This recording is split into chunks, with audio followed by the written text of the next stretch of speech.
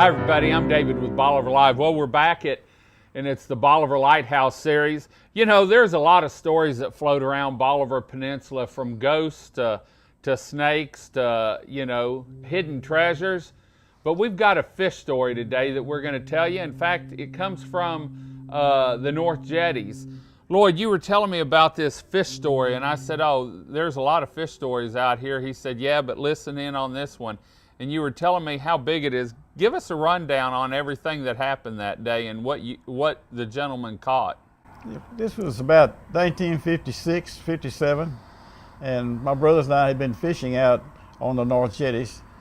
There used to be no sunken ship out there and some asphalt. So we'd been fishing out there for most of the day. So we came into the North Jetty camp and loaded our boat up. And we were looking over to the side of the jetties, and there at Buster's camp, there was a big crowd of people gathered.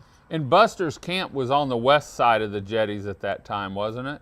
He had a shrimp camp right there. The old Buster's was on the east side. Okay. That's where you rented the boats. Okay. But this was where he had his bait supply. And that was on the west side? That was on the west side, on the channel side. Okay. And there was a shrimp boat tied up to it. So we got to looking over there, and there was a group of people, pretty good sized crowd of people, and there were 6 or 8 nuns over there looking at something. We looked over, and there was a huge fish hanging up on the scale there at Buster's camp. What kind of fish was it? It was a jewfish. Some people call it a Warsaw, but it was a big jewfish. So we decided better go find out what in the world's happening. We got over there and found out that thing weighed 750 pounds, and they were taking pictures of this big old jewfish. And we found out what happened. This old fisherman that's been jewfishing for years, and his favorite bait was stingerees for catching the big jewfish. So he had his own shrimp boat, about 36 feet or so, and he tied off past the end of the jetties with his big boat so he wouldn't get to the rocks. And he had a little dory, so he'd paddle over there and get close to the rocks and put his bait out. There was a big hole there, wasn't there? A big hole, just a deep hole there at the end of the jetties. And he hooked this big fish, so he was going to try to paddle back to his shrimp boat, and the fish didn't have that idea in mind. So the next thing you know, he's pulling Gus out to the open channel and into the Gulf. How far out did they get? He went out between 2 and 2.5 miles, and all of a sudden people realized Gus wasn't just waving to be friendly. Gus was in trouble. Yeah. So they took their boat out and tied onto him and pulled him back to his shrimp boat. Then he pulled the fish up and came into the jetties with that big jewfish. And that's where they were taking pictures of it. That's where they were taking pictures, and it made all the newspapers in the area here for about a week. Really? There was a monster sight of a fish, a big fish.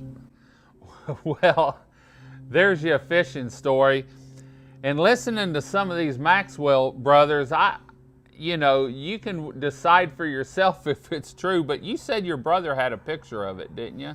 Well, someone did? Yeah, Arthur has a picture on his camera, and it was the same size fish. I'm not sure that it was Gus in this picture, but this was exactly the same size fish we're talking about. Good, good. Well, there's a lot of fish caught off the jetties, and it's one of the great areas that you can go and crab. During flounder season, there's a lot of flounder caught, and in the summertime, there's a lot of trout caught off the jetties and redfish. And so we're going to do a story on the North Jetties and showcase how you can fish it, and it's free fishing actually. It doesn't cost you anything to be on it. A lot of people will take their boats out like Lloyd was talking, and they'll anchor off it and go past the boat cut and fish some of that deeper water, or I think there's some wrecks out there too, isn't there? And fish some of those wrecks out there. So there's your good picture, and with the nuns there, I doubt that it went to waste. Probably some good eating there too. So anyway, we're going to head on out. We've got some more stories lined up. Lloyd, thanks for giving us a good fishing story. And until next time, I'm David with Bolivar Live. Y'all have a great day, great week. Come see us. God bless, and bye-bye.